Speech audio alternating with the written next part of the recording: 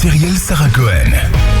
Bonjour à toutes et à tous et bienvenue sur Radio J. Ravi de vous présenter cette nouvelle émission aujourd'hui jusqu'à 16h30 avec mon invité, ancien journaliste, mais ça peu de gens le savent, animateur de radio et de télévision français, célèbre pour certes son lancer de micro pendant l'animation des émissions télévisées, Le Juste Prix ou encore Le Millionnaire, devenu chanteur un peu mais comédien surtout. Philippe Risoli sort aujourd'hui ses premières mémoires, dites bien à mon fils que je l'aime, aux éditions L'Archipel. Il y parle de son père, de sa vie. L'occasion, comme toujours, de découvrir notre invité sur Radio J.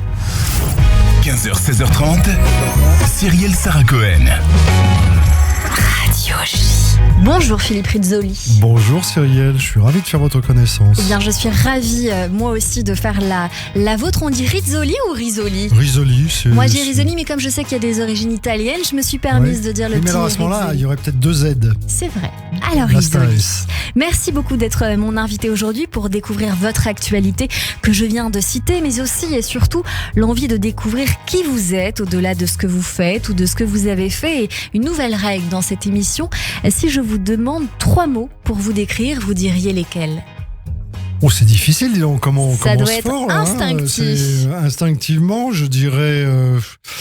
Alors, 3 mots pour me décrire. Sympa, j'espère que je suis quelqu'un de sympa. Honnête. Ok. Sympa, honnête. Et... Bon, ça, c'est un peu prétentieux tout ça, mais enfin bon. Sympa, honnête et... 3e, et joyeux. Joyeux. Incroyable, parce que j'ai dit ce mot hier à une caméra qui est venue tourner ici. On m'a demandé qu'est-ce que le J évoque pour vous sur Radio J. J'ai dit joyeuse. Et voilà, tu vois. cette synchronicité est là. On va voir donc si ça colle avec votre personnalité tout au long de cette émission. Mais pour ce faire, le début, toujours le début. Philippe Jean-Louis Charles Risoli, vous êtes né un 9 septembre dans les années 50 à Saint-Ouen. Vous êtes le fils de Marie-Thérèse, secrétaire de direction, et d'un imprimeur italien, Pietro, devenu Pierre Risoli, plus connu sous le nom de Thérèse et Pierrot. Vous grandissez assise dans une famille modeste avec votre petit frère Olivier et vos parents et d'autres personnes de votre famille dans un HLM de la ville de Paris, occupé au départ par votre grand-mère Louise. Quels souvenirs vous gardez de votre enfance ? Des souvenirs, j'en garde. Genre là, la réponse est dans le livre est très très très vaste parce que c'est effectivement ma grand-mère. Évidemment, ma grand-mère maternelle, j'avais une passion pour elle puisqu'on vivait ensemble et je partageais la même chambre qu'elle. Donc on était vraiment 24 heures sur 24 ensemble. Mes parents étaient très proches. Une mère absolument adorable pour laquelle j'avais une affection absolument sans limite. Le premier amour de votre vie. Oui, c'est ça. Vraiment, qui restera jusqu'à la fin d'ailleurs. Une femme que je trouvais assez exceptionnelle, qui m'adorait, que j'adorais. Alors c'était la même chose avec mon père, mais avec mon père, j'avais des rapports, surtout enfant, un peu plus tendus, on va dire. Fils d'immigrés italiens. Qui avait été élevé un petit peu à la dure, qui reproduisait un petit peu ce schéma avec moi. Alors c'est vrai que la fessée pouvait très très vite arriver. Il avait une expression, il me disait tu la vois celle-là, avant même que je lui réponde, je l'avais sinon vue, du moins sentie. Donc c'était une éducation quand même assez stricte et ça sera que plus tard que je vais découvrir mon père véritablement. Et c'est ce que vous racontez dans ce livre. On va y venir dans un instant, bien évidemment. Philippe Risoli, dites bien à mon fils que je l'aime, aux éditions L'Archipel. Mais on va revenir un petit peu plus tôt. Vous étiez un petit enfant pressé de découvrir le monde, dites-vous. Vous chantez à tue-tête dès votre plus jeune âge. Et je dirais que votre destin semblait tout tracé, si on en croit la voyante qui avait prédit certaines choses à votre mère. Oui, mais avant même de rencontrer mon père, ma mère, je suppose par intermédiaire d'une amie, rencontre une personne qui se dit voyante et qui lui dit vous allez tomber enceinte, vous allez avoir un fils, il faut absolument, il aura un rapport direct avec l'image. Or, nous sommes au début des années 50 et l'image, c'est pas quelque chose de très très courant. Elle lui dit également que cet enfant fera plus tard de nombreux voyages, ce qui fut mon cas, ce qui est toujours mon cas d'ailleurs. Mais il y a une condition, il faut le prénommer Charles. Et ma mère, alors, tombera enceinte effectivement quelques mois plus tard après avoir rencontré mon père. Au moment de choisir mon prénom, ils réfléchissent, mais Charles, c'est pas qu'ils n'aiment pas Charles, mais c'est pas leur prénom préféré. Ils souhaitent m'appeler Philippe. Jean parce que c'était le prénom de mon parrain, Louis parce que ma marraine se prénommait Louise. Et puis alors il se dit quitte à aller, allons-y, on va rajouter Charles. Et en fait, si vous regardez bien, c'est presque tous les prénoms des rois de France. Il suffisait qu'il rajoute Henri et on avait la totale. On va écouter une chanson, Philippe Risoli.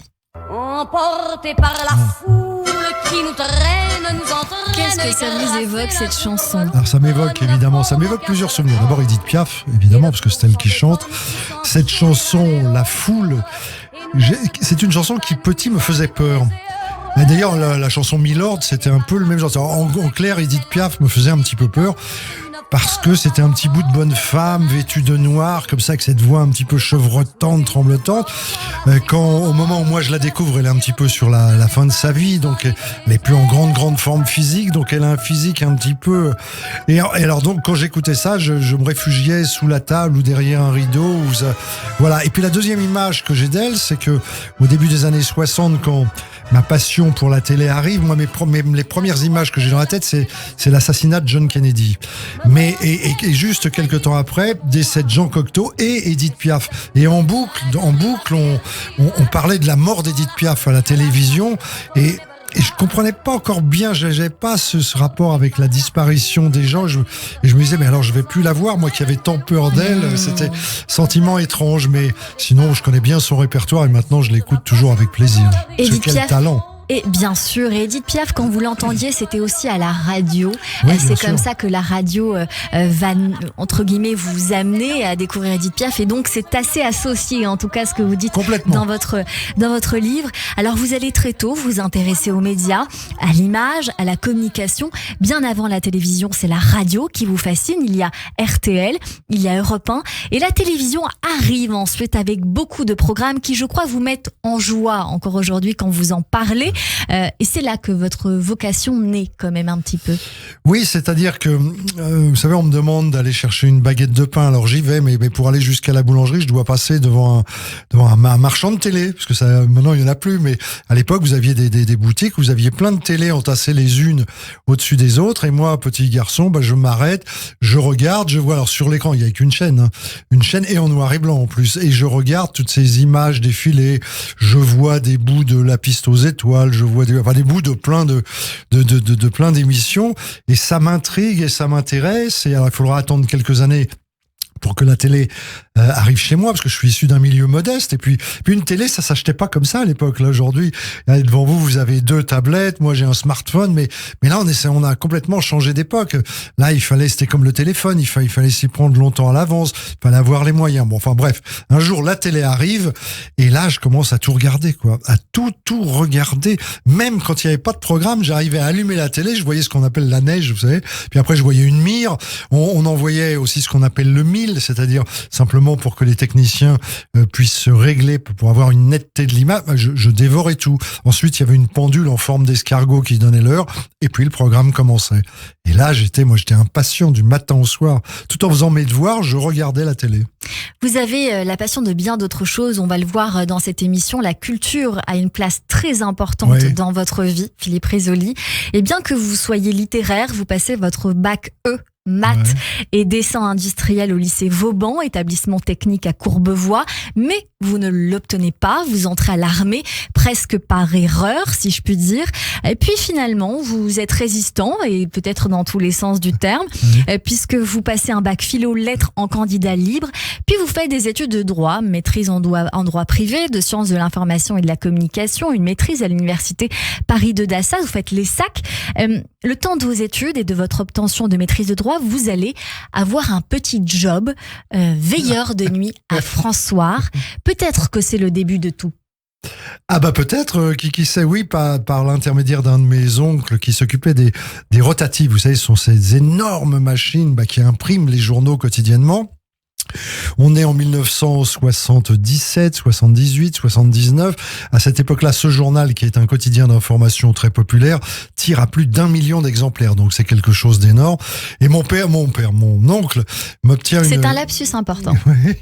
Mon oncle m'obtient une place de veilleur de nuit.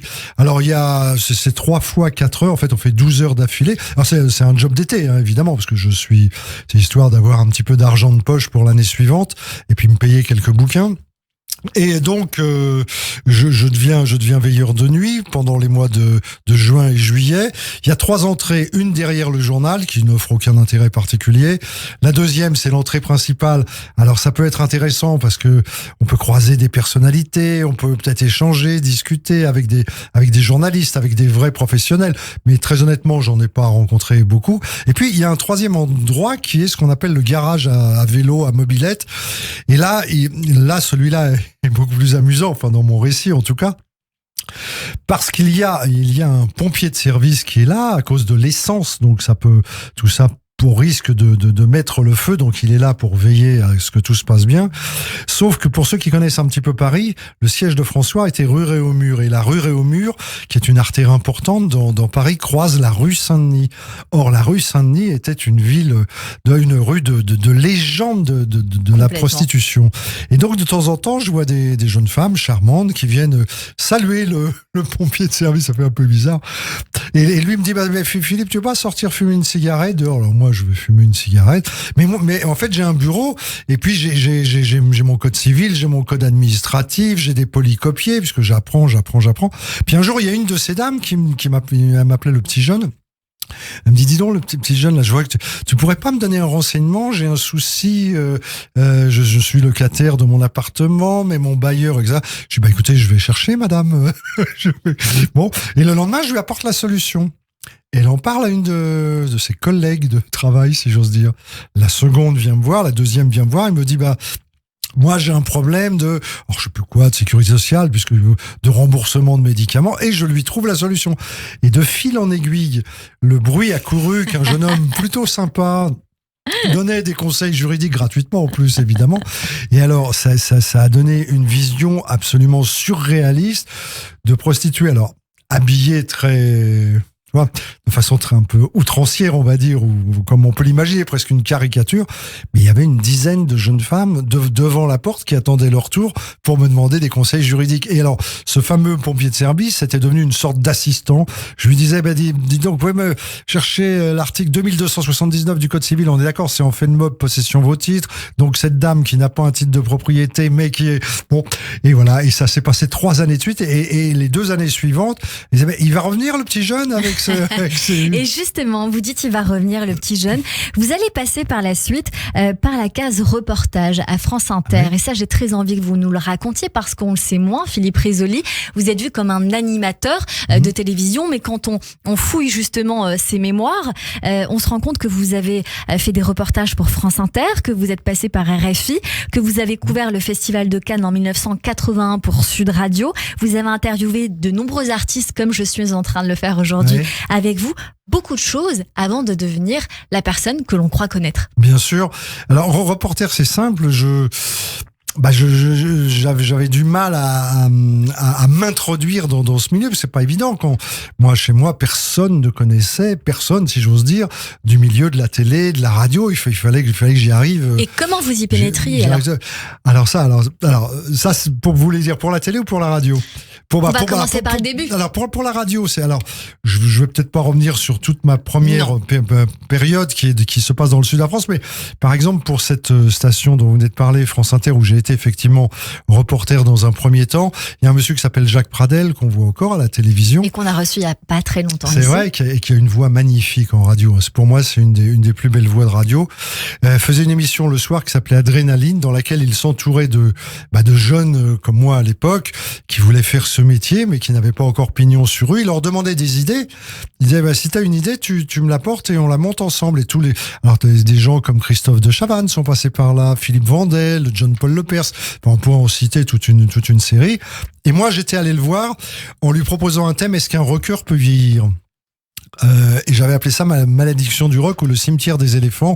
Pourquoi ? Parce que Jimi Hendrix n'était plus là, parce que Janis Joplin n'était plus là, parce que Brian Jones des Rolling Stones n'était plus là, parce que John Lennon s'était fait assassiner devant le Dakota Building par Mark David Chapman, parce que je pourrais comme ça continuer. Et puis alors, en plus, pratiquement tous à l'âge de 27 ans. Jim Morrison des Doors, qu'on a retrouvé dans sa mort dans des toilettes d'une boîte de nuit. Enfin bon, donc des trucs un peu. Et donc on a fait l'émission ensemble. et le standard a explosé tellement on a eu du succès. Et donc, Jacques Pradel, là, je vais raccourcir le récit qui se trouve dans mon livre. Jacques Pradel m'a demandé de revenir. J'ai commencé à faire des reportages pour lui, puis je suis devenu son bras droit. Puis on est passé le matin pour faire une émission qui s'appelait Contact. Et à partir de là, ça a été un petit peu plus simple. Et à partir de quel moment vous devenez animateur et non plus forcément journaliste? Alors, je deviens animateur en fait. En 85? Oui, c'est-à-dire que vous parlez de la télé là. La radio et la télé. En 85, vous êtes sur RTL pour Stop ou encore? Oui, alors ça c'est un tout petit peu plus tard. C'est en 86 que je rentre sur RTL. Je le raconte pas d'ailleurs dans mon livre, ça, le passage RTL, parce que ça sera la suite. Ça sera le prochain livre. Mais en fait, si vous voulez, c'est un métier où on prend un petit peu ce qu'on vous propose, et bien heureux déjà qu'on vous propose quelque chose. Alors en ce qui concerne la télé, c'est très simple. J'avais eu vent d'un casting pour une nouvelle chaîne de télévision. Alors je raconte comment j'ai eu, c'est pas par hasard que j'ai eu vent de ce casting pour une nouvelle chaîne de télévision qui venait d'arriver, la 4e chaîne, Canal+. Mais c'était pour un jeu. Or moi, je pensais plutôt parler cinéma, parler culture. Oui, le culturel m'intéressait, le cinéma, le théâtre, la musique. Et en fait, c'était un jeu et j'ai été pris. Il se trouve que ce jeu s'appelait Star Quiz et que ce jeu a véritablement bien fonctionné. Et c'est comme ça que je suis vraiment passé de l'autre côté du miroir et je suis devenu animateur. Et c'est ça. Vous allez enchaîner avec la présentation de la nouvelle affiche de 86 à 87 sur France 3, le jeu des questions Star Quiz, le talk show direct sur Canal+, surtout devenir animateur sur TF1 de 88 à 2001. Vous êtes présenté sur plusieurs chaînes avec des jeux télévisés mais aussi des émissions de société et de variété. Il y a Viva la vie, oui. Géopardy, Les animaux de mon cœur, Succès fou, Interville, Millionnaire, Le juste prix, S'il vous plaît comédie, Capitale d'un soir. Vous êtes, à mon sens aujourd'hui, en tout cas que j'ai rencontré dans cette émission, un des seuls présentateurs à avoir fait autant de médias dans sa vie. Est-ce que vous en avez conscience aujourd'hui, Philippe Risoli? Alors, de médias, disons d'émissions, parce que des médias, en fait, j'en ai pas... De médias différents, parce qu'il y a beaucoup de médias différents. Il y a France 3, il y a Canal, il y a Sud Radio, il y a RTL, il y a France Inter, il y a RFI. Ne serait-ce que je viens de vous citer. D'accord, dans ce sens-là, oui, mais en règle générale, regardez, l'essentiel de ma carrière, c'est quand même en télévision, Canal+, et TF1. Et Gulli, après, parce que j'ai repris l'école des fans entre 2009 et 2002. Je tiens à dire que là, ce dont on parle ne figure pas dans ce livre, hein, c'est autre chose. Là, je vais y venir relire. Voilà. Là, on est en train de faire ma carrière, là, en fait. Oui, parce que je suis un petit peu un touche-à-tout, parce que j'aime ça, quoi. J'aime la communication au sens large. Vous avez cité Viva la vie, c'était une émission sur la santé. Ça a été mon arrivée sur TF1 en duo avec Martine Alain-Regnault, qui elle était spécialiste santé. Voilà. Après, il y a eu Les animaux de mon cœur. C'était un concert. Alors, c'est une émission qui a pas vraiment marqué. C'était le week-end sur TF1.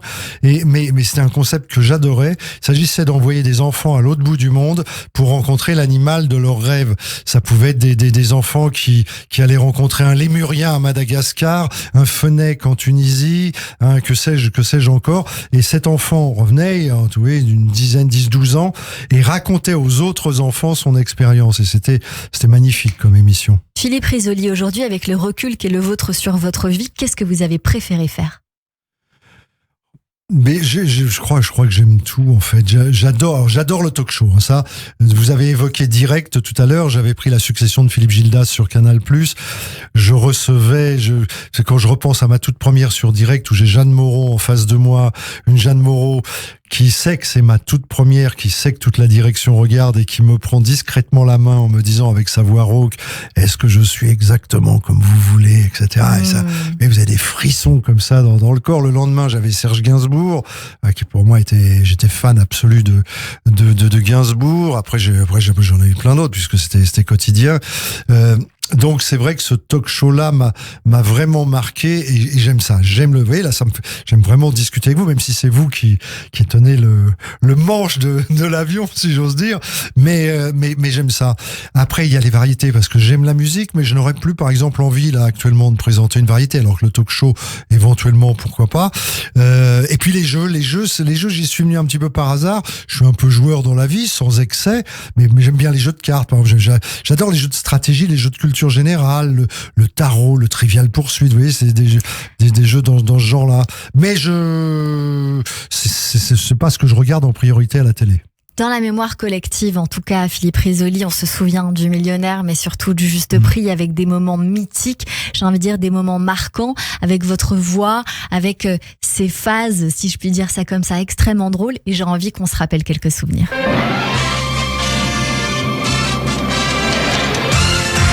En tous les cas, je vous souhaite bonne chance. Vous êtes d'origine italienne, non ? Portugaise. D'accord, bonne chance quand même. Merci. Alain, je vous écoute, vous venez d'où, vous faites quoi ? On est Eure-et-Loir, je suis dedans. J'ai rien compris à ce que vous m'avez dit. J'ai compris d'Eure-et-Loir, je fais du boudin, mais ça doit pas être ça. Non. S'il tombe, ça coûte 12 000 francs un micro comme ça. Vous êtes prêts ? Allez-y, Loïc. Vous vivez où, Geneviève ? À Rendu-Flier. Geneviève, on dirait qu'elle arrive tout droit du 16e arrondissement de Paris. Tu sais, elle joue au mini-golf. Allez-y. Je ne crois pas ! Je ne crois pas ! Nous avons fait une addition avant le début de cette émission et le résultat obtenu est de 11 949. Ah, je suis comme Krasuki, moi, dis donc. Il y a une dame, elle se dit, il dit n'importe quoi, cette Anne. Eh oui. Comment ? C'est que des conneries, mais ça vous fait rire. Eh ben, c'est un peu le but aussi. Et il est toujours en liberté, hein, je veux dire, il n'y a pas de problème. Qu'est-ce que vous avez fait aujourd'hui, vous, Sylvain ? J'ai fait un grand voyage. C'est-à-dire, vous arrivez d'où ? Du sud de Seine-et-Marne. Vous arrivez du sud de la Seine-et-Marne ? Vous êtes parti il y a combien de temps ? Il y a 3 semaines ? Non. Petite caisse enregistreuse, peut-être ? Ouais, pourquoi pas. Hein ? On y va, on installe la caisse. Un bon commerçant. Eh ben, ça m'étonne pas, Maurice. J'ai adoré réécouter ces instants avec vous, Philippe Risoli. En 2001, ce Juste Prix va s'arrêter pour des raisons finalement évidentes. L'euro. Le passage à l'euro est très difficile pour cette émission. Oui. Les gens ne savent plus jongler entre les prix. C'est axé sur les prix. Sur les prix, rappelez-vous, vous souvenez-vous, c'est en 2001, si vous étiez à l'aise avec les... Ah mais moi j'étais trop petite pour m'en souvenir, mais je sais que encore aujourd'hui, je suis incapable de comparer les francs avec l'euro, je n'ai pas cette notion. Non, c'est pas évident, mais surtout à l'époque, c'est-à-dire que ça devenait absolument impossible, quoi.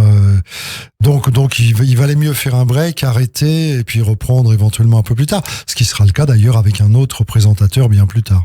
Ce qui sera le cas, mais à ce moment-là de votre vie, Philippe Risoli, TF1 ne vous propose plus rien. Est-ce qu'on attend l'appel pour nous faire rebondir, un appel qui ne vient pas? Et comment vous vivez cette époque-là? Non, alors je suis jamais resté devant mon téléphone parce que on est en 2001-2002, on est surtout devant les téléphones fixes encore à l'époque. Non, j'ai jamais attendu un appel particulier. Par contre, je vous disais, moi je crois au destin, j'étais persuadé que j'allais rebondir alors j'ai fini par rebondir, pas exactement comme je le pensais.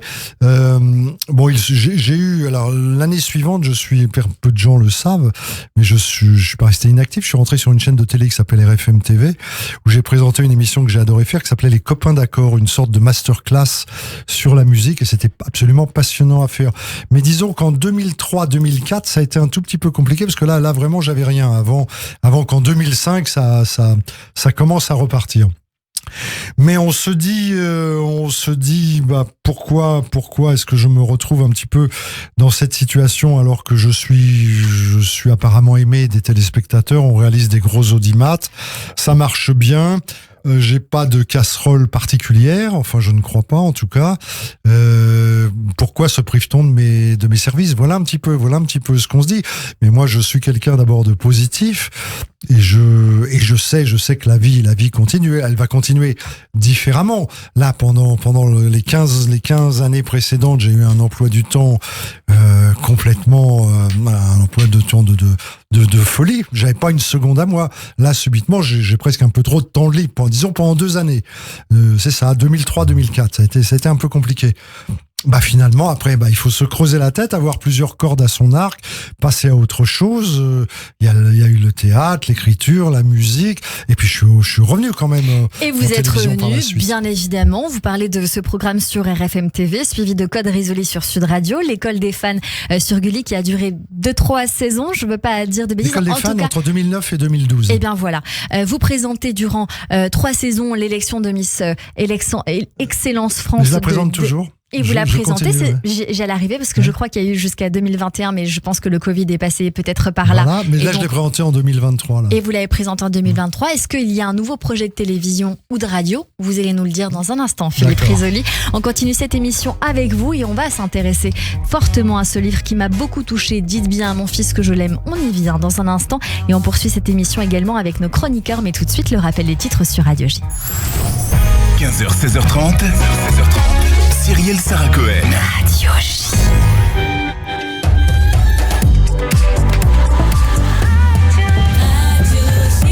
« 15h30 sur Radio J, bonjour et bienvenue. Tout de suite, le rappel des titres avec Ethanit Belaïch.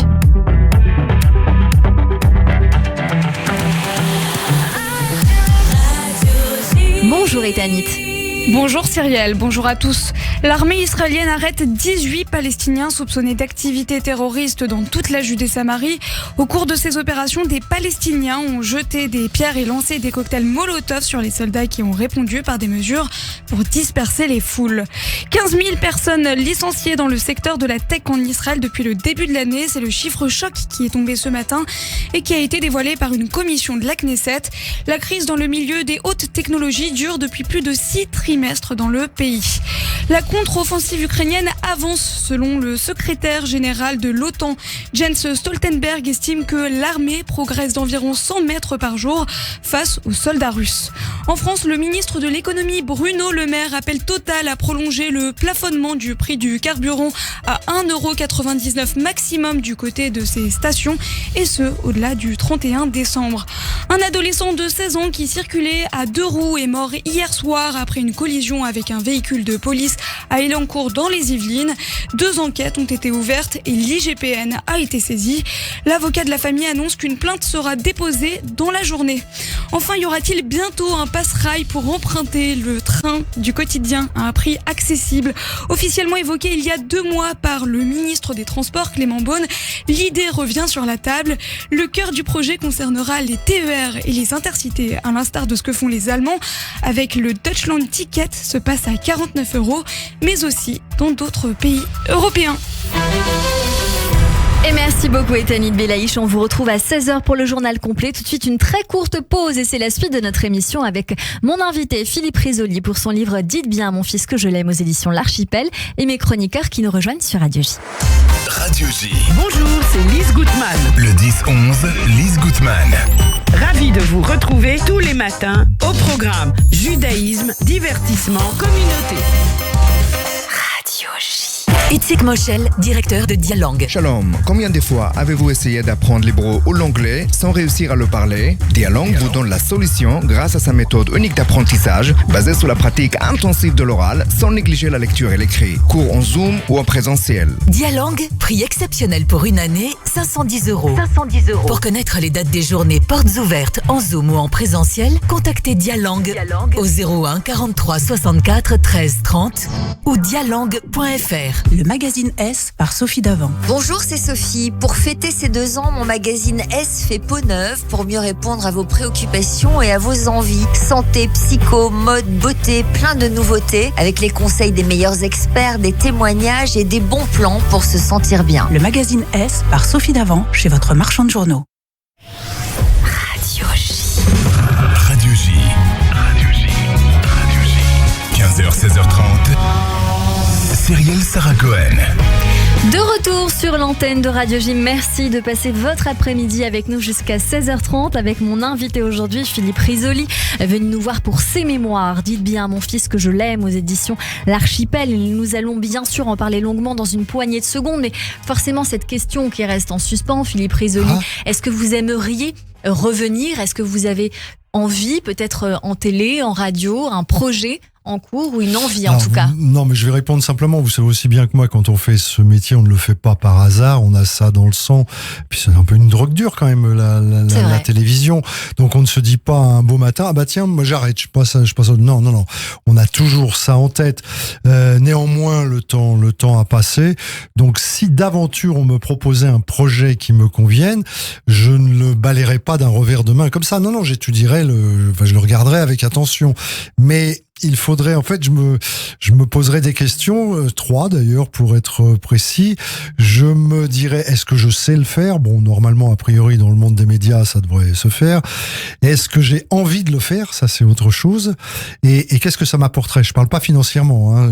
Qu'est-ce que ça m'apporterait par rapport à la vie que j'ai actuellement et qui me convient parfaitement bien avec le théâtre, l'écriture, et puis surtout la liberté, parce que quand vous faites de la télé ou de la radio, on est un peu coincé, on est tenu par un emploi du temps. Là, c'est vrai que moi, je suis une sorte d'électron libre. Aujourd'hui, je vous rencontre pour la première fois. Je suis là, ça me fait vraiment plaisir. Demain, je serai ailleurs, je ferai autre chose.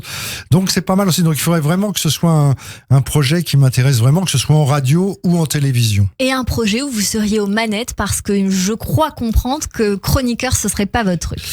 Oui, non, je vais être très honnête avec vous. Je ne peux pas faire une émission sans qu'on me pose une question sur Cyril Hanouna, que j'aime beaucoup d'ailleurs. Moi, vous voyez, moi, j'ai rien dit. Bon, non, vous n'avez rien dit, mais vous me posez la question quand même d'être chroniqueur. Non, je vous dis ça, Cyril Hanouna, parce qu'on me demande pourquoi tu ne ferais pas chroniqueur? Parce que j'aime bien Cyril. Je vais faire son émission normalement la semaine prochaine. Je suis ravi de le rencontrer. Je suis ravi d'aller faire comme je fais aujourd'hui, l'inviter. Donc, il peut m'inviter plusieurs fois dans l'année, même si je n'ai pas un livre à défendre, mais ne serait-ce que par plaisir, hein, simplement pour être là, je le ferai volontiers. Donc il y a aucun mépris dans ce que je vais dire. Par contre, je ne ferai pas chroniqueur parce que c'est un métier un peu différent. Je pense savoir le faire, mais j'aurais beaucoup de mal à être assis à une table, à attendre qu'on me passe la parole.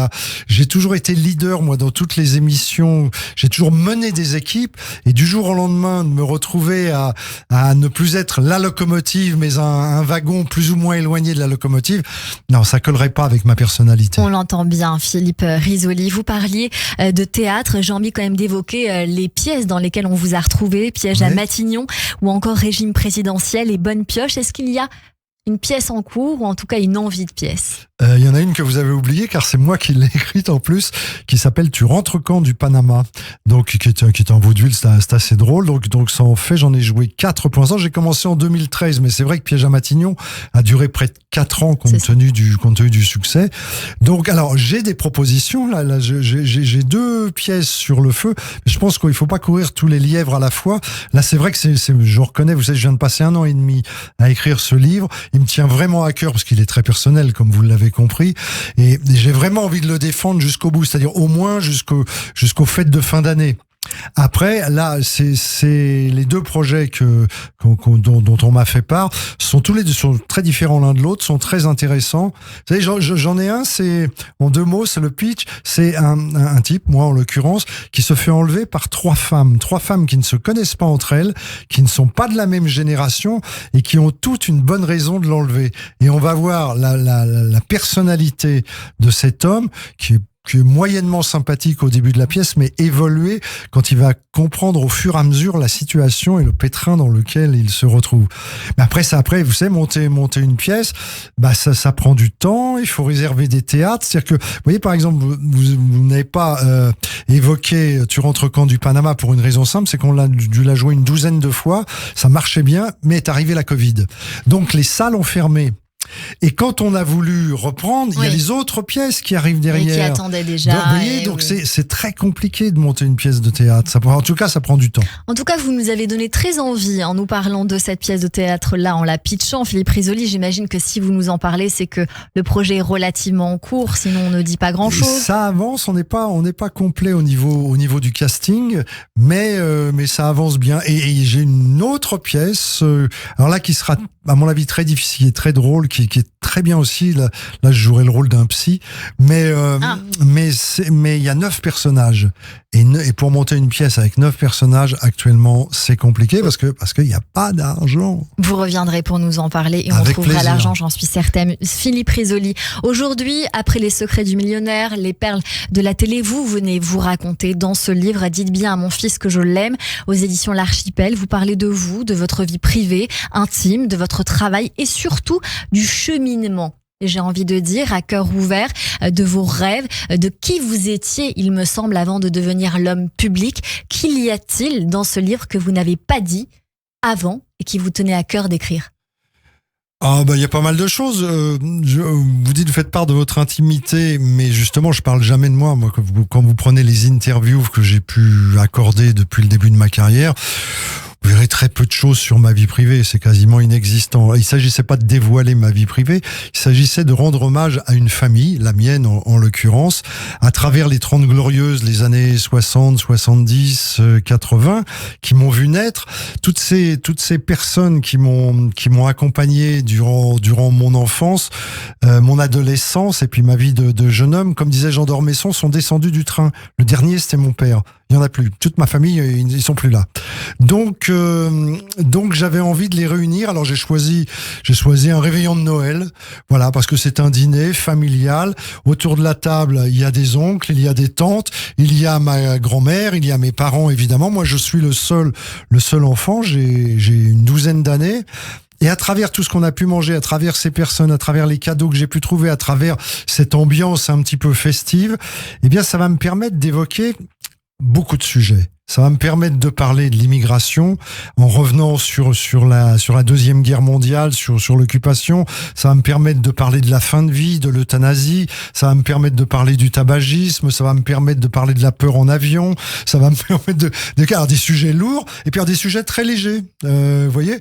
Et en fait, ça c'est une espèce de panorama de ma vision des choses. Et vous apercevez que tous ces sujets que j'évoque et qui sont datés dans une certaine époque, on peut tout à fait les transposer à l'époque actuelle. Tout ce dont je viens de vous parler, c'est toujours d'actualité en ce moment, avec d'autres bases et d'autres raisonnements, mais c'est exactement la même chose. Donc voilà, j'avais envie qu'on me connaisse différemment, et en filigrane derrière tout ça, vous avez évidemment ma passion pour la radio, pour la télévision. Et alors je le disais tout à l'heure, j'arrête, ce livre se termine le jour où je présente ma toute première émission de télévision. Voilà. Et il y aura la suite en attendant. Vous démarrez ce livre par un vendredi 22 décembre précisément 2017. Vous apprenez que votre papa souffre d'un mésothéliome malin, un cancer développé à partir des cellules d'un mésothélium, un feuillet qui enveloppe la cage thoracique, c'est la plèvre, le cœur c'est le péricarde et les intestins c'est le péritoine. La cause peut être la mise en contact avec de l'amiante. Vous diriez dans son cas que la cause est peut-être le plomb. De là va s'enchaîner 3 ans d'aller-retour dans les hôpitaux, avec le Covid inclus, à vous battre avec lui. De ses 90 à ses 93 ans, votre père, est-ce que vous diriez que c'était un rock de la vie ?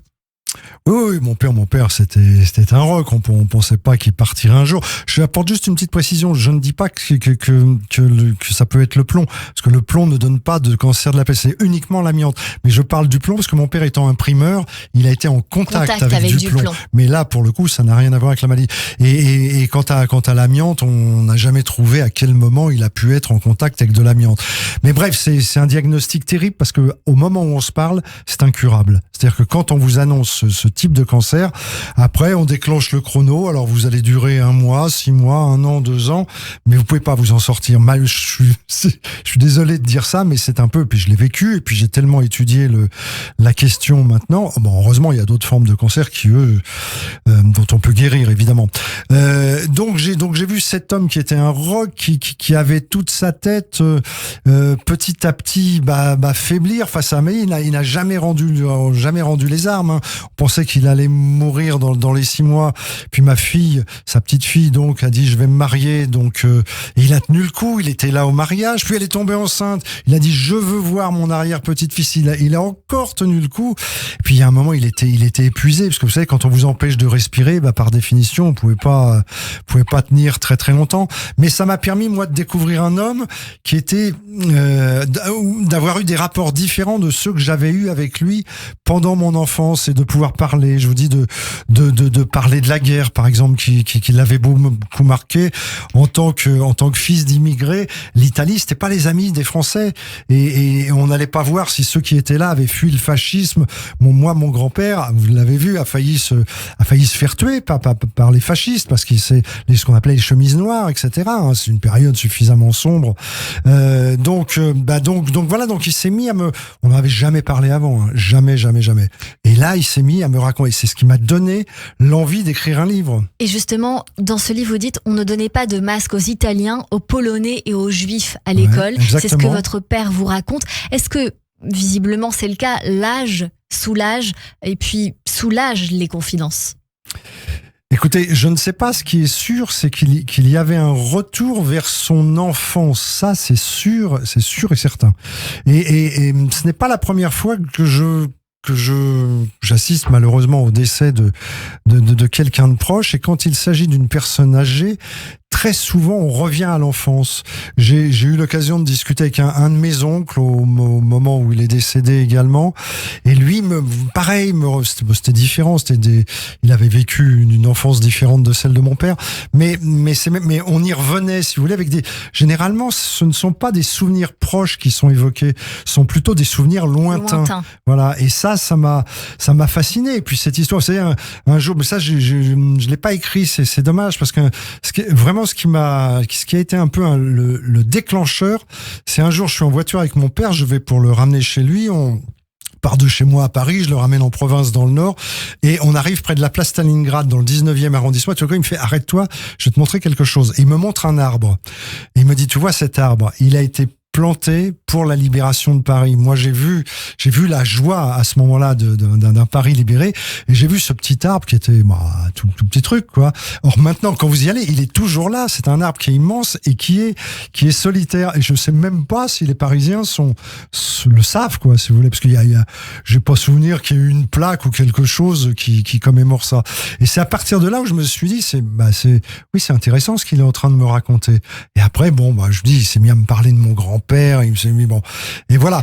Et malheureusement, alors c'est vrai que j'ai un peu triché, parce que maintenant le livre c'est plutôt mon parcours d'enfant, mais à travers sa vie, à travers la vie de mes parents en règle générale. Et c'est vrai, ce que vous nous dites, on le voit dans ce livre que vous consacrez à votre père. Et j'imagine qu'aujourd'hui ce livre le ferait sourire parce que vous avez tenu parole. Oui, j'ai tenu parole. Alors parce que je lui ai dit de son vivant, les dernières semaines, je lui ai dit, tu sais, je suis en train d'écrire un livre sur toi, et puis ça le faisait sourire. Il me disait, mais tu crois que ça va intéresser qui? On a déjà écrit il disait sur les Rital, on a écrit sur les Rital, tout a été dit. Il y a eu Cavana, il y en a eu d'autres. Certains récits ont été faits avec de l'humour, d'autres beaucoup plus sérieux, en profondeur. Et je lui ai dit, non, parce que ton histoire, ce que tu me racontes, parce que là, on a parlé de ça, mais vous avez vu que je m'arrête un petit peu quand même sur l'histoire de mon grand-père, etc. C'est un petit peu plus long. Et donc je lui dis non, je suis sûr que plein de gens vont se reconnaître dans ton récit, que ça intéressera. Et en fait, tous les journalistes que je rencontre m'en parlent. Donc ça veut dire que j'avais pas tort complètement, quoi. Vous n'aviez pas tort du tout. Je suppose que de là-haut, ça va lui faire plaisir. Et bien pour le découvrir et découvrir la suite, dites bien à mon fils que je l'aime est en librairie aux éditions L'Archipel, livre de Philippe Risoli. Dans cette partie d'émission, Philippe, on découvre toute la culture que vous aimez ou qui pourrait vous plaire. Et tout de suite, David Schweger nous emmène au théâtre. Et mes acclamations, mon enthousiasme, viva notre bienfaiteur. Olé, olé, olé. Au théâtre. Bonjour David. Bonjour Cyrielle et bonjour Philippe Risoli. Bonjour. Mon interrogation de la semaine a été de trouver une pièce qui puisse entrer en résonance avec toute la sensibilité, mais aussi tout le sens de la famille, de la transmission, de la parenté, avec tout l'amour filial aussi qui se manifeste dans « Dites bien à mon fils que je l'aime ». Et c'est du côté du théâtre du Lucernaire que j'ai déniché une œuvre qui pouvait bien vous et nous parler. La pièce s'appelle « Mes chers enfants » et met en scène, je n'ose plus dire l'actrice, mais bien la comédienne mythique Annie Dupéré dans le rôle d'une mère de famille, tout juste veuve de son mari Pierre, et qui décide d'écrire une série de lettres à ses deux enfants, Darius et Géraldine, pour leur raconter son quotidien désormais vide de la présence de l'homme qu'elle a passionnément aimé. On embarque alors pour 1h30 de la vie d'une correspondance qui est aussi une manière de lutte contre la solitude, aussi bien que d'ultime testament d'une femme qui va vers sa vieillesse avec le désir de ne pas oublier qu'elle est une femme bien vivante dont l'âge n'entamera pas l'ardeur à vivre jusqu'au bout d'une vie bien menée. La pièce commence, David, avec un déménagement, c'est bien cela, hein ? C'est cela, Cyrielle, un déménagement en effet. Après la mort de son mari, plus aucune attache, surtout pas celle de ses enfants, devenus eux-mêmes parents et qui ont quitté depuis longtemps le foyer familial. Plus aucune attache donc ne la retient dans son pavillon de banlieue parisienne où ne rôdent que les fantômes du passé. La voilà donc qui plaque tout pour s'installer en Normandie, à Ouistreham, d'où elle continue de donner des nouvelles plus lointaines à ses enfants. Certes, elle est mère et même grand-mère. Mais le désir de vivre sa plus belle vie est toujours présent, avec l'intention d'entamer sa dernière ligne droite avec audace, intrépidité et humour. Le passé est toujours vivace, mais il s'agit de ne pas devenir spectatrice, de parvenir à oublier son mari Pierre et de redécouvrir le sens de la danse, de la joie, de l'ivresse, du vent, du vin et peut-être encore, qui sait, de l'érotisme à frais nouveaux. Narrant ses rencontres avec un CRS gigolo ou une de ses rêveries masturbatoires sur la plage, la correspondance d'émouvante devient parfois impudique, iconoclaste et donne à la vieillesse et au parcours vers le 3e âge un visage inattendu. Plus encore, sa rencontre avec des sans-papiers sur les bords des plages de Normandie la sensibilise à la question des migrants, la voit s'engager auprès d'eux et même accueillir un migrant chez elle, avec le secret espoir d'entamer une idylle avec le charmant et athlétique Habib. David Schweger, sur la forme, il faut quand même préciser à nos auditeurs que l'interprétation d'Annie Dupéré est fondamentale et je dirais même qu'elle donne à ce personnage un relief très haut en couleur. Cyrielle, elle est cardinale, cette interprétation, au sens étymologique du terme. Toute la pièce pivote dans ses rebondissements et ses aléas autour de la capacité d'Annie Dupéré à varier les tons et les attitudes. Bien au-delà de son succès populaire avec Une famille formidable, on retrouve celle qui est d'abord une immense comédienne de théâtre, ancienne élève du Conservatoire national d'art dramatique et engagée au théâtre d'Orsay par personne d'autre que Jean-Louis Barrault et Madeleine Renaud eux-mêmes. Une diction, c'est assez rare au théâtre aujourd'hui pour être soulignée, parfaite, un sens consommé de la nuance comme de la rupture et du charme, assurément beaucoup de charme pour incarner cette femme d'âge mûr que la séduction n'a pas abandonnée. Son monologue, magistralement maîtrisé et soutenu par une mise en scène élégante et discrète à la belle lumière, signée de l'auteur de la pièce, Jean Marbeuf, et permettant l'alternance du théâtre et de quelques scènes filmées. Et pour conclure, David Schweger. Et pour conclure, je dirais à nos auditeurs, aussi bien qu'à Philippe Risoli, que c'est le moment ou jamais d'aller redécouvrir tout le talent actorial d'une de nos plus grandes comédiennes dans une pièce délicate qui interroge le sens à donner à la vieillesse, aussi bien que le lien filial à la mère, aux parents en général, qui restent, vous en conviendrez Philippe Risoli, ces figures tutélaires dont nous restons les éternels débiteurs. Et j'en profite pour dire, pour avoir lu votre livre, Philippe Risoli, qu'il y a une petite lettre adressée à vos parents qui démarre par « Mes chers parents ». Et donc on s'est dit que s'adapter à vous, c'était une bonne idée. Et alors merci beaucoup David Schweger, parce que je rappelle que Mes chers parents de Jean Marbeuf, mise en scène par lui-même avec Annie Dupéré, se joue au théâtre du Lucernaire. Voilà, c'est dans le 6e arrondissement. Dans tous les cas, vous nous avez donné envie, oui. Et c'est une très belle pièce de théâtre qui se joue au théâtre de Passy et qui se poursuit et qu'il faut absolument aller voir. On embrasse Annie Dupéré au passage. Merci beaucoup David Schweger pour cette belle chronique. Tout de suite, je peux dire juste un truc. D'abord sur la chronique, effectivement, vous m'avez vraiment donné envie. Le Lucernaire est à côté de chez moi, donc je vais aller la voir, Annie Dupéré. Vous ne serez pas déçus. Et je voudrais juste dire, je sais pas si c'est un hasard, mais la chanson que vous passez en ce moment, c'est Patachou et Georges Brassens. Tout à fait. Et c'est une de mes chansons préférées. Je la connais absolument par cœur. Et puisque j'évoquais le décès de mon père, au moment où le cercueil est rentré sous terre, j'avais simplement demandé à ce qu'on joue cette chanson.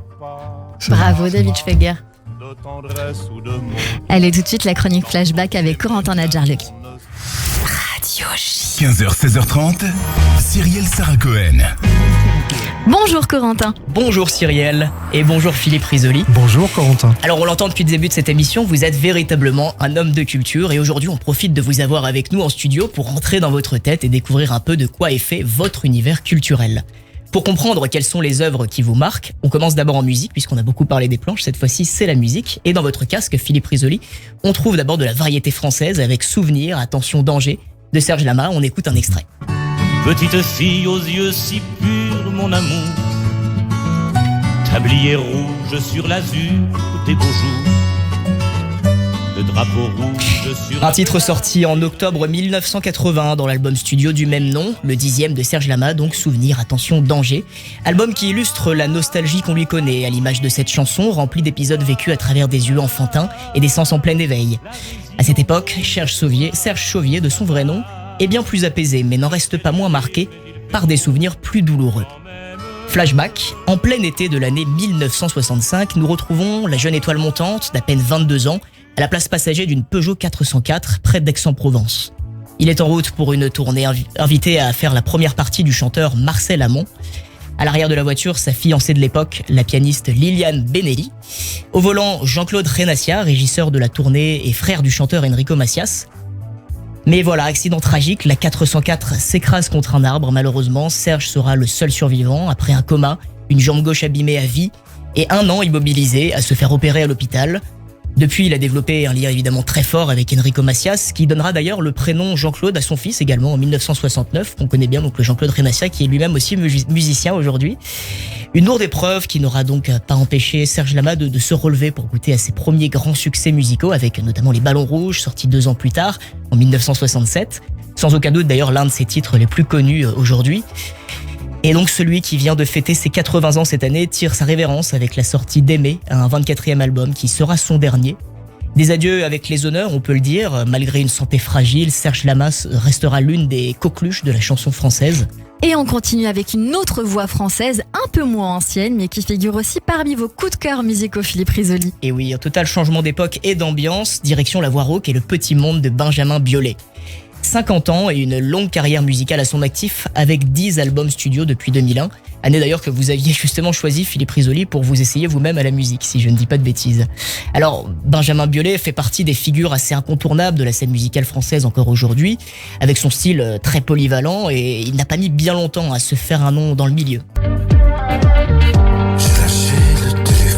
Flashback, retour au début des années 90. Benjamin, en à peine la vingtaine, vient de monter à Paris pour se lancer sérieusement dans ce qui le passionne, la musique.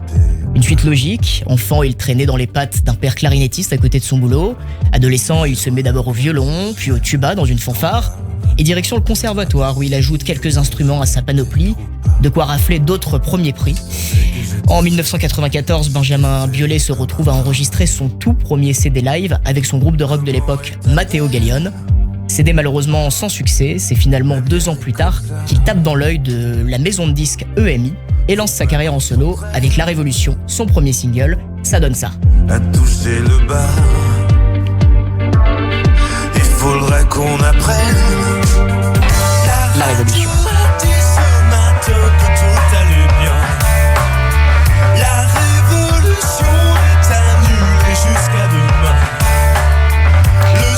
Mais il lui faudra attendre 2001 avec la sortie d'un premier album vendu 1 million d'exemplaires et primé aux victoires de la musique, Chambre avec vue. Des succès, il en connaîtra d'autres, parfois sans faire mouche à chaque sortie musicale, parfois même aussi dans le viseur d'une presse people plus intéressée par sa vie de couple que par ses projets artistiques. Et là, c'est aussi l'envers du décor quand on est une personnalité publique. Mais pour revenir à aujourd'hui, son 10e album Sinclair, sorti l'année dernière, n'a pas eu de mal à faire la tête des ventes parmi les créations francophones. Pas de doute, on devrait en entendre certains titres à l'occasion de son prochain passage dans la capitale pour sa tournée. Benjamin Biolay ira faire résonner sa voix dans l'Accor Arena le 12 décembre prochain. Et à l'heure où je vous parle, il ne reste plus qu'une poignée de places avant que ça ne se joue à guichet fermé. Merci beaucoup Corentin Nadjar-Legui pour nous avoir fait voyager dans ses goûts culturels. Tout de suite, on doit passer à la suite de cette émission parce que le temps file, mais on le fera. On parlera certainement d'autres choses juste après, évidemment, dans les goûts culturels de notre invité. Dans un instant, le coup de cœur du jour, notre experte, l'introspection, le portrait de notre invité. Mais tout de suite, c'est la pause suivie du journal de l'info sur Radio J. Restez connectés. Radio J. Vous écoutez Radio J à Paris sur 94.8 en DAB+, et sur notre appli Radio J. Radio J.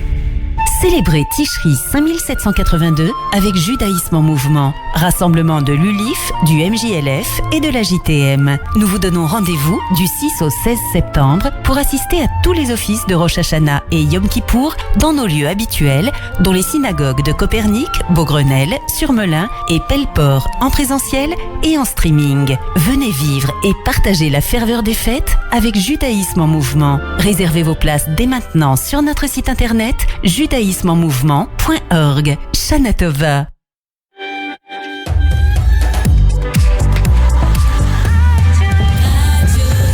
Il est 16h sur Radio J. Bonjour et bienvenue. Tout de suite, le journal de l'information avec Etanit Belaïch.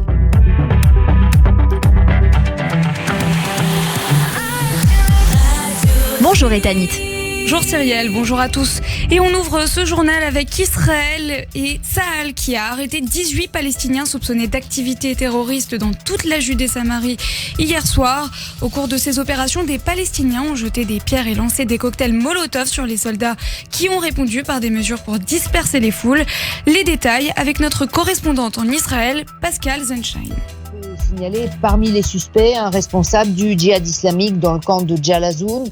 Des opérations qui interviennent dans une période évidemment à l'approche des fêtes de Rosh Hashanah, toujours considérées comme plus sensibles, mais aussi dans une escalade générale, puisqu'hier encore à Jérusalem, un adolescent palestinien avait attaqué au couteau près de la porte de Jaffa 2 passants et blessant l'un des 2 passants grièvement. C'est d'ailleurs la 3e attaque à Jérusalem en l'espace d'une courte semaine, et le chef de la police, Kobi Shabtai, qui était sur les lieux de l'attaque hier près de la porte de Jaffa, avait d'ailleurs expliqué qu'il n'y aurait pas de changement du dispositif sécuritaire, tout simplement parce que 100% des forces de police sont déjà sur le terrain. Notre correspondante en Israël, Pascal Zenschein. Côté politique, des milliers de manifestants pro-réforme du système judiciaire sont attendus ce soir à Jérusalem. Une manifestation prévue par la droite israélienne pour exhorter la plus haute juridiction du pays, la Cour suprême, de ne pas intervenir dans la refonte du système judiciaire.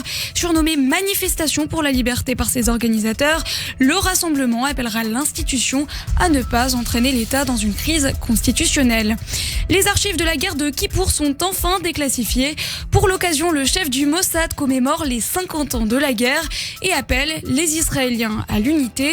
Dans un discours, le responsable du Mossad, David Barnea, a rendu hommage aux anciens chefs du Mossad et aux vétérans qui ont servi pendant la guerre de Kippour. Un discours prononcé à l'occasion de la déclassification des archives de la guerre. Les archives d'État d'Israël travaillent depuis 2 ans et demi à la divulgation de milliers de dossiers qui racontent l'histoire de la guerre de Kippour qui s'est déroulée en 73, il y a maintenant 50 ans. Certains documents retracent les événements minute par minute, de quoi revivre et ressentir les sentiments de ceux qui les ont vécus, indique un communiqué des archives israéliennes. En France, les enseignants manqueraient-ils de formation ? La Cour des comptes appelle en tout cas à poursuivre l'amélioration de la formation continue de ces derniers. L'accompagnement des plus de 700 000 professeurs de l'enseignement public est un des principaux leviers susceptibles d'améliorer à court et à moyen terme les résultats des élèves, estime l'institution dans un rapport. L'enfant a passé 1 heure dehors parce qu'on avait laissé une porte ouverte. Voilà l'un des scandales révélés par 2 journalistes dans un livre choc qui sort demain, Le Prix du Berceau, un livre qui révèle les conditions terribles de certaines crèches privées et qui sort 5 mois après un rapport sévère de l'Inspection générale des affaires sociales sur l'état des crèches en France. Selon les co-auteurs du livre, une recherche de rentabilité à tout prix et un manque criant de moyens auraient conduit à des cas de maltraitance rapportés par des familles. Dans ce contexte, la ministre des Solidarités et des Familles, Aurore Berger, a présenté ce matin plusieurs pistes pour lutter contre les cas de maltraitance dans les crèches privées. On l'écoute. La question qui doit se poser, elle est double. Elle est la question du contrôle. Concrètement, qui contrôle ? Comment on contrôle ? Est-ce qu'on contrôle assez ? À la fois sur place dans les établissements, à la fois dans les grands groupes privés. Et c'est là-dessus qu'il faut changer la donne. Et la question des professionnels de ces crèches, qui aujourd'hui ne sont pas assez nombreuses. Et si elles ne sont pas assez nombreuses, c'est parce qu'elles ne sont pas assez rémunérées, pas assez valorisées, pas assez reconnues, pas assez formées. Aurore Berger, ministre des Solidarités et des Familles, ce matin au micro de BFM TV. Enfin, une petite prouesse du côté des laboratoires israéliens. Des chercheurs sont parvenus à créer un modèle d'embryon humain sans spermatozoïdes ni ovules. L'équipe de l'Institut Weizmann affirme que cette entité créée à partir de cellules souches ressemble à un embryon réel de 14 jours.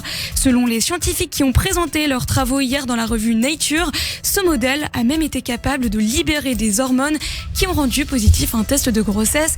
Cette prouesse médicale va permettre aux chercheurs d'étudier le développement de maladies congénitales, précise l'équipe dans la revue médicale. Et merci beaucoup Etani Benaïch. On vous retrouve demain à partir de 14h. En attendant, c'est la suite de notre émission avec mon invité Philippe Risoli dans un instant après la pause sur Radio J. Radio J. Steve Nadjar. Bonjour, c'est Steve Nadjar. Je vous attends tous les jeudis soirs à 21h sur Radio J pour Géopolitique le MAG. Avec Alexandre Adler et mes invités, nous commenterons l'actualité internationale pour vous aider à mieux comprendre les enjeux d'un monde qui bouge au Moyen-Orient. Mais pas seulement. Géopolitique le MAG, c'est tous les jeudis à 21h sur Radio J. Itzik Moshel, directeur de Dialang. Shalom, combien de fois avez-vous essayé d'apprendre l'hébreu ou l'anglais sans réussir à le parler? Dialang vous donne la solution grâce à sa méthode unique d'apprentissage basée sur la pratique intensive de l'oral sans négliger la lecture et l'écrit. Cours en Zoom ou en présentiel. Dialang, prix exceptionnel pour une année, 510 €. Pour connaître les dates des journées portes ouvertes en Zoom ou en présentiel, contactez Dialang au 01 43 64 13 30 ou dialang.fr. Radio J. 15h, 16h30. Cyrielle Sarah Cohen. De retour sur l'antenne de Radio J, merci d'être avec nous depuis le début. Si c'est le cas, merci pour votre fidélité. Si vous venez de nous rejoindre, merci beaucoup d'être avec nous. Avec mon invité Philippe Risoli aujourd'hui pour ce livre Dites bien à mon fils que je l'aime, sorti aux éditions L'Archipel, où il y parle de beaucoup de choses, de sa vie d'homme, de sa vie évidemment publique, beaucoup de choses à découvrir sur le passé de Philippe Risoli. Philippe, j'ai envie de poursuivre cette émission avec une séquence qu'on appelle l'introspection. Oscar Wilde a dit: parfois nous pouvons passer des années sans vivre du tout et tout à coup notre vie entière est concentrée dans un seul instant. On va essayer de faire ça maintenant avec l'introspection. 10 questions pour nous aider à mieux vous connaître sur la douce musique de Jérémie Babou. Philippe Risoli, si vous aviez la possibilité de reprendre votre vie depuis le début, que changeriez-vous ? Pas grand-chose finalement. Professionnellement, mon rêve est devenu réalité. Mes amis, mes amours, mes emmerdes, comme disait Aznavour, je les prends tels qu'ils sont. Non, je changerais. Non, je crois que je changerais pas. Ça me va comme ça. J'éviterais peut-être certainement certaines petites erreurs de parcours, mais bon, évidemment, si c'était à refaire, mais ce n'est pas à refaire.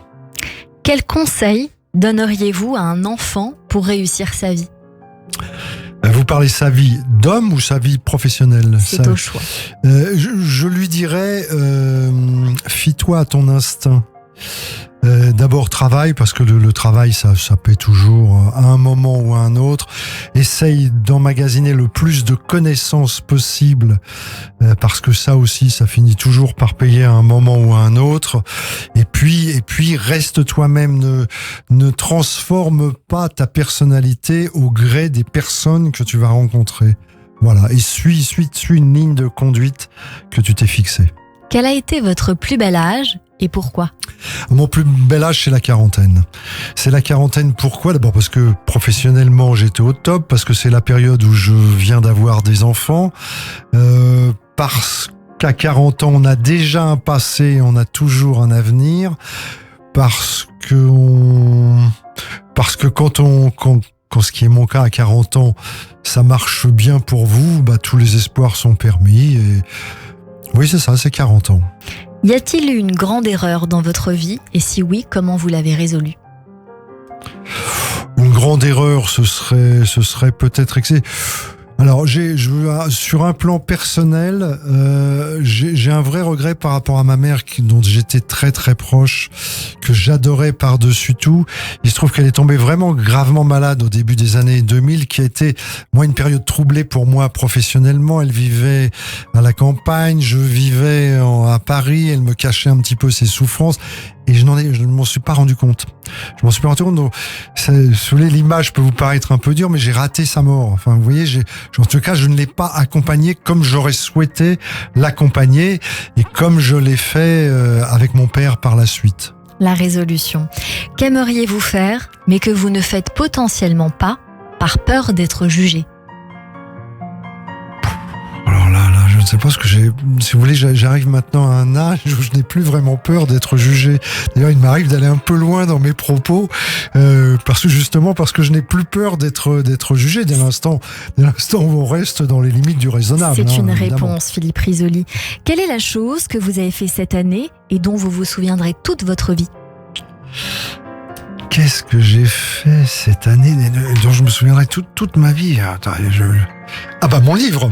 Je vous ai soufflé un peu la réponse. Oui, parce que non, mais j'étais en train de revoir mon année depuis le 1er janvier. Je me disais, qu'est-ce que j'ai fait? Oui, il y a l'écriture de mon livre, mais cette année, il était déjà écrit mon livre. Mais par contre, j'ai trouvé un éditeur. Et si vous voulez, alors ça, c'est fondamental. Et c'est très important. On parlait tout à l'heure des productions au théâtre. Si vous n'avez pas quelqu'un pour vous épauler, vous pouvez écrire ou faire ce que vous voulez. Ça, vous restez dans votre salle de bain. C'est déjà pas mal, remarquez.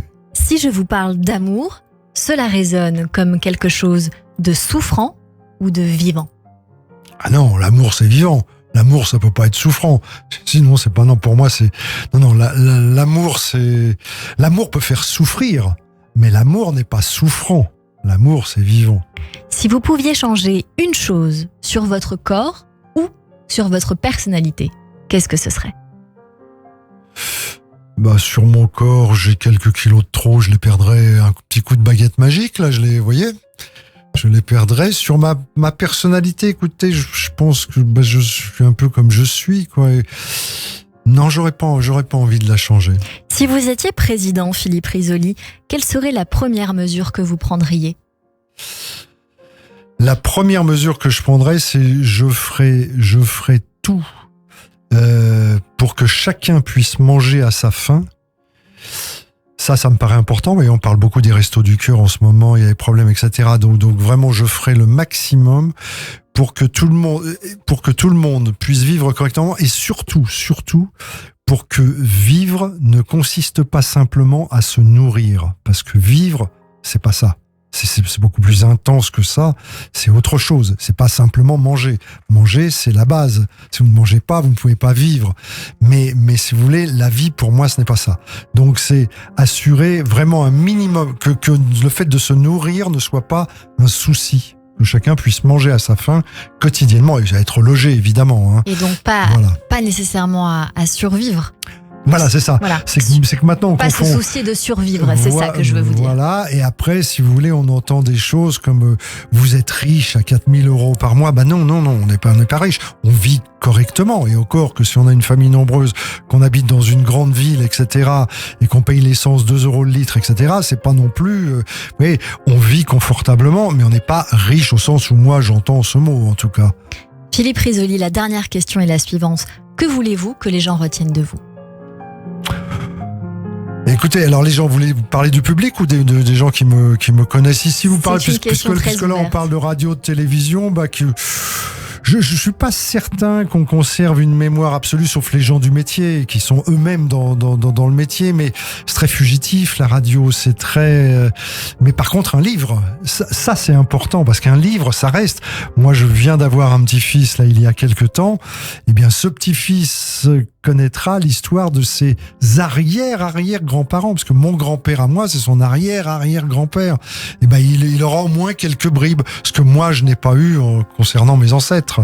Merci pour ces révélations, Philippe Risoli. Tout de suite, c'est le coup de cœur sur Radio J. Radio J. 15h, 16h30, Cyrielle Sarah Cohen. Bonjour Yeriel Attias. Bonjour Cyrielle. Merci beaucoup d'être mon invité aujourd'hui, mon invité coup de cœur. Vous pouvez rapprocher le micro de vous. Vous êtes strasbourgeois, donc vous n'êtes pas parisien. Je suis né à Paris, mais maintenant j'habite Strasbourg depuis 5 ans. Exactement, alors merci beaucoup d'être avec nous aujourd'hui. Vous êtes artiste peintre autodidacte et vous vous consacrez au dessin depuis tout petit. Parlez-nous un petit peu de votre passion et après on va développer sur ce que vous faites. Alors ça a commencé très très tôt, comme tous les enfants, on dessine tous depuis petit. Certains s'arrêtent au milieu. Nous, on a essayé de continuer cette passion avec mes 2 grands frères qui ont 1 an de plus que moi chacun. Et on est tombé dans le manga vers 10-12 ans. Donc au début, c'était plutôt des personnages en noir et blanc. Et quand j'ai dit à mes parents, vers 13-14 ans, voilà, j'adore ça, je dessine tous les jours, 2-3 heures. J'aimerais en faire mon métier. Ils m'ont dit ok, pourquoi pas, mais alors essaye de t'orienter vers la peinture, de faire autre chose, de voir si vraiment tu peux travailler là-dedans. Et donc j'ai commencé à peindre vers l'âge de 15-16 ans. Et c'est comme ça qu'est née la passion de la peinture pour moi. Alors il y a 2 passions, il y a la peinture et la peinture avec 2 univers et il y a aussi l'illustration, on y viendra juste après. Mais d'abord la peinture, il y a plusieurs techniques, il me semble, je crois savoir, en tout cas vous allez nous le dire, et 2 univers assez différents mais qui marchent aussi ensemble. C'est ça. J'ai vraiment 2 univers complètement distincts parce que j'ai pas fait l'école classique, disons le bac. J'ai fait un parcours talmudique, donc la yeshiva de 14 à 19, et puis ensuite en Israël. J'ai vécu en Israël pendant 5 ans. Donc j'ai commencé là-bas à peindre vraiment sérieusement quand il fallait commencer à gagner sa vie. Et donc j'ai travaillé avec les galeries sur Jérusalem, beaucoup de galeries à Jérusalem. Et donc à ce moment-là, je peignais ce qui était dans l'air, disons, du temps et puis de l'endroit où j'habitais. Donc essentiellement des tableaux juifs, beaucoup de musiciens, du klezmer, et puis des peintures à thème juive. Alors, vous nous avez apporté une peinture qui est juste derrière. Si vous voulez la prendre, ce serait super pour qu'on puisse essayer de la montrer à l'écran pour ceux qui sont en Facebook Live, parce que vous savez qu'aujourd'hui, la radio est filmée. Ça nous permettra aussi, pour les auditeurs qui nous entendent, de pouvoir l'expliquer. Cette peinture-là, on est sur un fond noir. Il y a un juif religieux, ashkénaze ou pas, c'est ouvert, qui porte une sorte de gilet vert, avec une kippa sur la tête, une kippa jaune. Il est brun, il est barbu. Peut-être que c'est vous que vous représentez, je ne sais pas, ou quelqu'un de votre famille. Et cette personne porte un talit, donc sur la tête, ce qui est, voilà, pour Philippe Risoli, on peut dire que c'est un vêtement religieux qu'on porte généralement dans les mariages, dans les synagogues. Et donc là, vous l'avez représenté. Qu'est-ce que vous avez voulu dire précisément dans cette peinture-là, Yechiel Atias? Alors justement, cette peinture, c'est la dernière qui me reste de la période où j'ai peint en Israël. Donc c'est le Chayal. C'est le Chayal, donc le soldat, qui va prier avant la guerre, et c'est un peu cette double identité du juif soldat qui représente aujourd'hui le juif en Israël, ce que j'étais aussi quand j'étais moi-même, quand j'habitais là-bas. Il y a donc 2 univers, un univers manga, un univers, j'ai envie de dire, plus pop culture, parce que dans les écrans, on a un tableau qui est en train d'être diffusé sur nos écrans. Est-ce que vous pouvez les expliquer, dire ce que vous avez voulu faire naître et peut-être ce qui vous a même inspiré? Oui. Alors, en rentrant en France, après mes 5 ans en Israël, j'ai travaillé avec des galeries sur la place des Vosges à Paris. Et je m'inspirais beaucoup de ce qui se faisait et de ce que moi-même j'avais emmagasiné, donc toute la pop culture, que j'avais envie de me réapproprier avec des couleurs très très fortes et des fonds noirs pour vraiment faire ressortir le sujet. Mais je voulais pas représenter, j'aime pas tellement le réaliste. J'aime bien que l'artiste interprète avec ses propres couleurs. Donc les couleurs sont tout le temps complètement sorties de l'imaginaire. Là, si je puis me permettre, on va s'arrêter sur une image qui est derrière nous. Si je peux comparer, pour essayer de faire un comparatif pour que les gens puissent se l'imaginer, moi, ça me fait penser à Chagall, ce que nous sommes en train de voir à cet instant-là. Ce n'est certainement pas du Chagall parce que chacun a son univers et que je ne le comparerai pas, mais c'est dans un esprit de couleurs comme ça, un peu fondu. Là, en l'occurrence, il y a la mariée chez Chagall, donc c'est pour ça que je me suis permis ce comparatif. Et il y a ce côté bleu foncé, bleu clair, avec toujours une touche de couleur un peu plus mise en évidence. Est-ce que c'est ça aussi votre patte? Oui, en fait, j'ai un peu la double, je dirais pas nationalité, mais identité peintre juif mais peintre français. Et en tant que peintre juif, je voulais continuer dans cette grande tradition du thème du mariage, de la choupa, qui est un tableau repris par tous les grands peintres. Donc j'ai essayé de faire le mien aussi. Donc il y a de la pop culture, des animaux, de la religion. Combien d'œuvres vous avez peintes jusqu'ici? Je suis incapable de le dire. Incapable de dire. Est-ce que vous faites des peintures sur mesure? Est-ce qu'on peut vous faire des demandes ou est-ce que c'est juste votre art qui s'exprime? Alors au début, quand j'ai commencé à peindre, c'est vrai que la demande qui revient très souvent, c'est le portrait de famille, parce que j'ai toujours refusé. J'aime pas du tout repeindre des photos.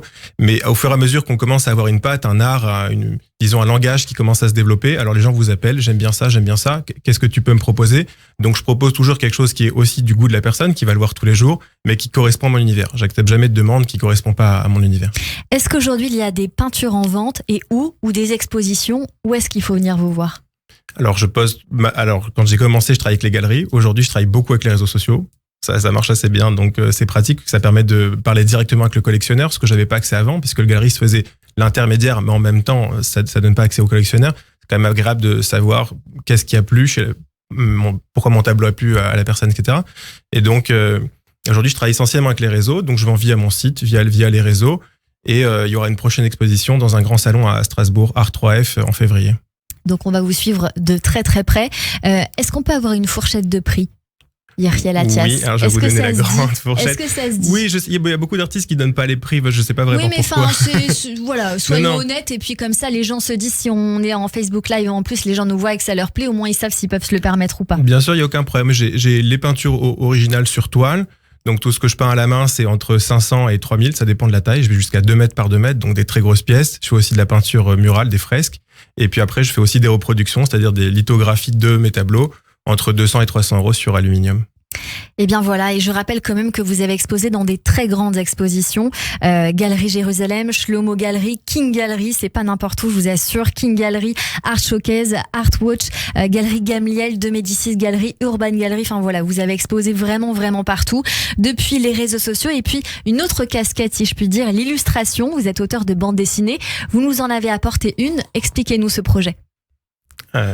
Je l'ai dans les mains, je peux la montrer à l'écran, et puis vous pouvez nous en parler en même temps. Alors, il y a quelques temps, j'avais envie comme je vous ai dit, j'ai commencé à dessiner avec le manga. Donc pour moi, dessiner des personnages, leur donner vie via le dessin, c'est quelque chose d'extraordinaire. Quand on lit un personnage avec des bulles, on a l'impression qu'il est vivant.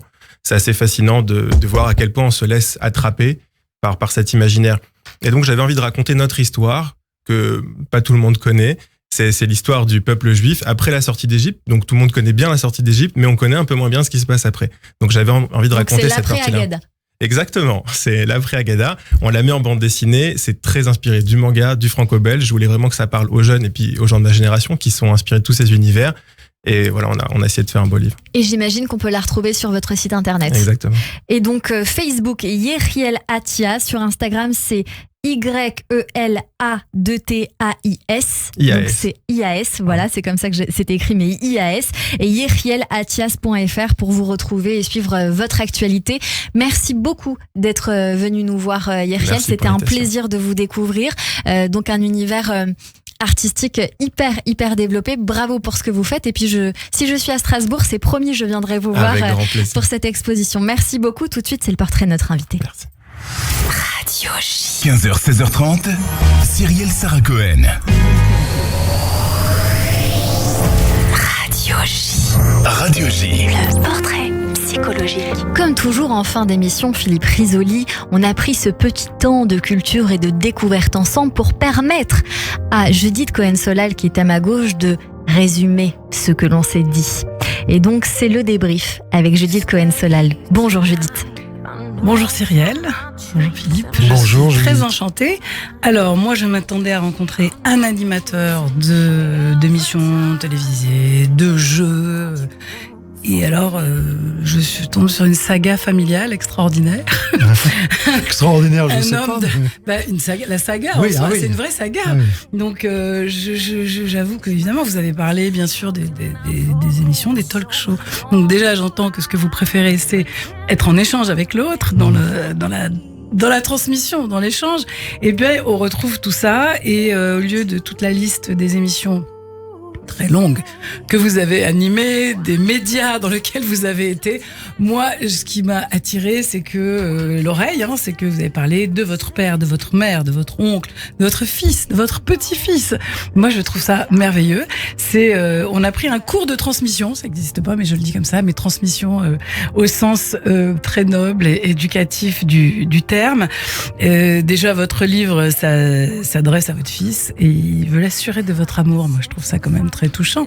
Dites à mon fils que je l'aime. Je me suis dit, mais c'est marrant ça. Donc on a tous la mission en tant que lecteur de transmettre quelque chose du père au fils. Donc vous traduisez à travers ça la difficulté qu'il y a aussi dans les échanges et dans la transmission entre les parents et les enfants directement, que j'ai entendu que vous reprenez après, puisque vous dites que votre père vous avait très peu parlé, jusqu'à ce moment où vous l'avez accompagné, où il sentait lui-même qu'il allait partir, puisque c'est au moment où une maladie incurable lui a été déclarée que vous vous êtes rapprochés, et en tout cas qu'il a pu vous raconter son histoire, l'histoire d'avant lui, histoire très intéressante puisqu'elle traverse le siècle, et que justement à ce moment-là on touche à l'universel, puisque quand on parle de transmission on touche à l'universel, ça parle de tout le monde. Ça m'a intrigué cette affaire que les masques étaient interdits aux Polonais, aux Italiens et aux Juifs.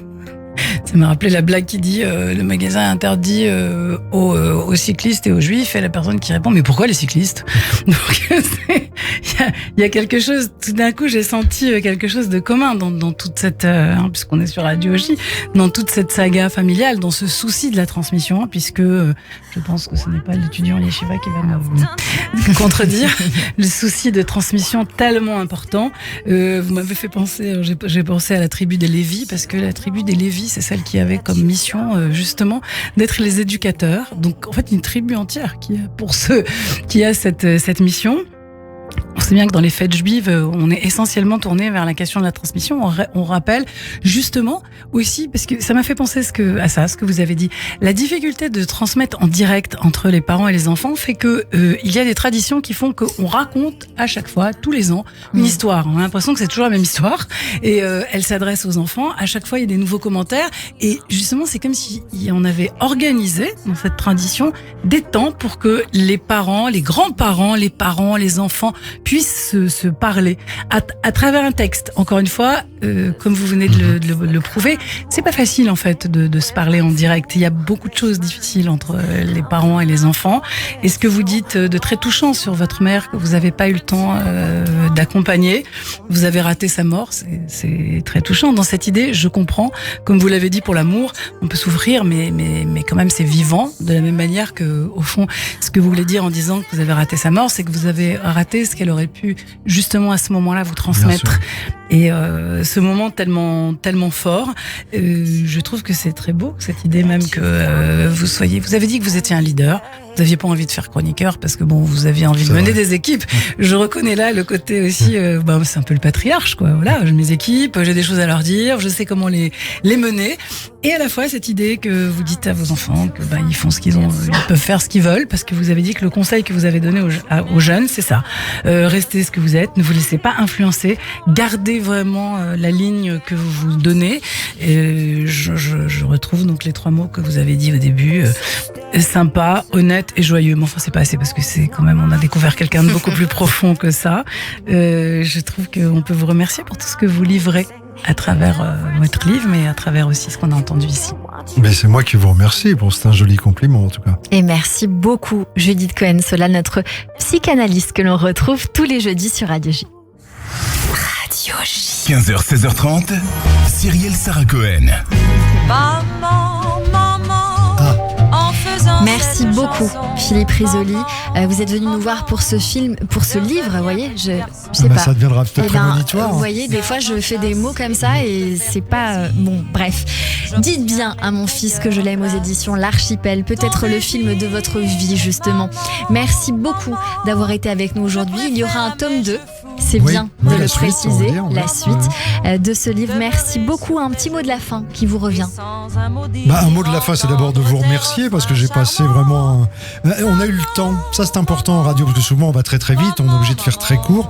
Là on a le temps de s'installer, d'échanger, de discuter. Je trouve ça très intéressant et vous menez très bien, non pas votre barque, mais en tous les cas votre émission, si j'ose dire. Et pour l'interviewer que je suis, qui a l'habitude, comme vous venez de le dire, de mener généralement, pour une fois c'est très très agréable de se faire mener par vous. Merci beaucoup Philippe Risoli. Et puis c'était très agréable de vous avoir un invité sur Radio J. Merci encore d'être venu. Merci à l'artiste Yehiel Attias d'avoir été mon coup de cœur du jour sur Radio J, à retrouver sur son site internet Yehiel Attias. À la réalisation audio et vidéo aujourd'hui, Benjamin Ornaud, mais qui n'est pas tout seul. Et donc je n'ai pas le nom de la personne à côté qui l'a aidé sans nul doute. Stéphane, qu'on embrasse très fort à côté.